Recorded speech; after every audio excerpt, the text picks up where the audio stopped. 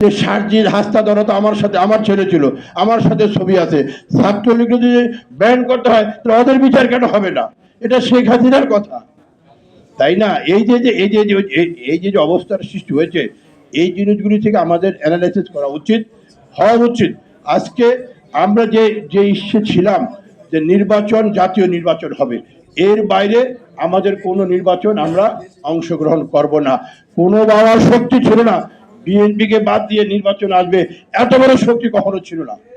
তাই নেতৃবৃন্দ আমরা বলবো, এখনো আমাদের সুদ্ধানের পথ আছে। আমরা মনে করি আজকে এই যে অবস্থা, এই নির্বাচনে, জাতীয় নির্বাচনে কি প্রভাব ফেললো এটা কোনো আসে যায় না, এটা কোনো প্রভাব ফেলবে না। কারণ ডাকসু নির্বাচনে 40,000 ভোটার, আর একটা আমাদের এখন যে অবস্থা সৃষ্টি হয়েছে, এটা একটা সময় ছিল স্বৈরাচার এরশাদ বিরোধী আন্দোলন সংগ্রামে, সেই সময় একটা প্রভাব ছিল, কিন্তু এখন এটা নিয়ে এত মাতামাতি করা এত প্রভাব নাই। 40,000 ভোট আপনার কি জানেন? আজকে আমাদের দেখবেন আপনারা, একটা ওয়ার্ডে, ঢাকা শহরে একটা ওয়ার্ডে 50-60 হাজার ভোটার। এটি নিয়ে আমাদের এত মাখামাখি করার কোনোই নাই, যেটা হয়ে গিয়েছে।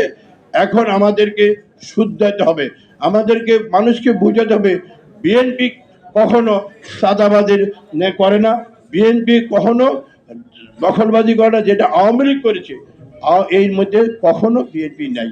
তাই নেতৃবৃন্দ, আমাদের সবার উচিত আজকে আমরা সেখান থেকে অনেক কিছু শিক্ষা নেওয়া উচিত। তাই সামনের দিনগুলো আমরা কিভাবে এগিয়ে যাব, এটাই আমাদের আজকে অঙ্গীকার হওয়া উচিত। আজকে যারা এখানে অনুষ্ঠান আয়োজন করেছে সবাই এখানে